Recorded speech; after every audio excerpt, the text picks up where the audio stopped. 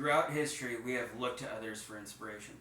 Soldiers have looked towards Patton or Teddy Roosevelt's charge up San Juan Hill to inspire bravery in themselves. Young people have looked to Martin Luther King Jr. and John Kennedy for inspiration to overcome the status quo and better this nation. We all draw inspiration from people of different walks of life. It gives us the courage to be better than we are. The person who inspired me did not win a major battle or write a masterpiece. He's an undersized adult who has crippling autism and has been blind since birth. This person is someone I have the honor of calling my brother Jesus Brown. It has been a privilege watching him interact with a world he cannot see and the people in it. With a family filled with doctors, lawyers, 2 politicians, a high-ranking officer, and an insurance major, we do not hold a candle to the positive impact Jesus has had to others. Whether he's known you his entire life or just met you, Jesus loves you. He inspires me daily to be a better man. He was born in an LA hospital to an undocumented mother who did not speak English. While she mentally shut down as my brother was dying, the nurses took over. They prayed over him and asked God to protect him. The nurses gave him the name Jesus Angel because they believed that is who was watching over him. He came to my life when he was 10 and I was 16. Up to that point, he had been bounced between doctors, and his mom started to fear him because of his violent outbursts. He did not know how to cope moving in with us. He was understandably scared of everything. One day I came up with a game we could play. People that are blind have heightened senses, and Jesus' akin sense of smell is so strong he can identify someone by smell when they walk through the door. So we played hide and seek. He started to warm up to us and memorize the layout of the house.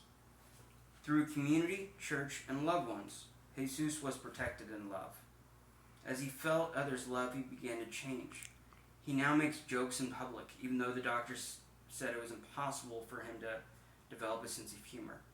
He often tells people they look handsome or pretty, even though he has no concept of beauty. My dad runs a recovery meeting, and one day a stranger came in. He sat in the back sheepishly. People tried to talk to him, but he just brushed them aside. Somehow my brother Jesus found him. Despite the loud singing and crowded room, we all saw Jesus whispering to him and praying over him. Towards the end, the stranger seemed to be a different person, smiling ear to ear and singing. Another time, myself, my dad, and Jesus were at the auction, which we attend regularly. There's an older gentleman that's always there, he's well-liked, named Dave.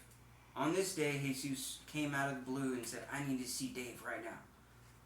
All of a sudden, Dave was having a medical emergency. Jesus was with him, holding his hand and praying. These are only two examples of him touching others' lives, but he frequently will find the person in the room who needs some sort of help and will somehow change their life for the better. These actions make me want to be a better person. With the chaos of our daily lives, it is easy only to look inward. He reminds me that everyone has their own story and struggle. Jesus inspires me to look outward, and that showing acts of kindness goes a long way. Due to Jesus' autism, his reality and passions are different. He believes all television is real. His favorite thing to do is sit in his room and hang out with his friends, the Gilmore Girls, and Dog the Bounty Hunter. If you stand outside his door, you can hear him having a real conversation with his television. A fun story about this is when he went to a Christian convention in San Diego. The dog was a celebrity speaker. Jesus does not understand social norms, so when Dog started talking, Jesus screamed, "Aloha!" The crowd laughed, and Dog's wife came to see who yelled. She instantly fell in love with my brother and invited him to meet Dog after the show. They ended up loving each other and exchanged phone numbers, but I digress. His disabilities would give most people a reason for self-pity. However, I don't even think he believes he has disabilities. He just views the world different than us. He loves the sounds of diesels. He's even able to differentiate different motors. Our family owns an oil field company, so we have a lot of diesels. What gives him joy and a purpose in life is holding on to all of the keys. As soon as the engine is shut off, he demands the keys be handed to him. He does not get depressed or think about how unfair life is. He just truly finds joy in the mundane. This appreciation makes me want to do the same. In a capitalist society which is plagued by the explosion of social media, it becomes normal to always want more or to be unhappy in your status in society. Jesus reminds me it doesn't matter. Through him, I try to remind myself what is important: to love with all your heart and find your passions despite what anyone would think. If you love something the way he loves keys, embrace it. My brother inspires me every day. It would be understandable if he was sad due to the unfair hand that he was dealt. But to him, it doesn't matter. His love for everyone and random acts of kindness makes me want to be a better man.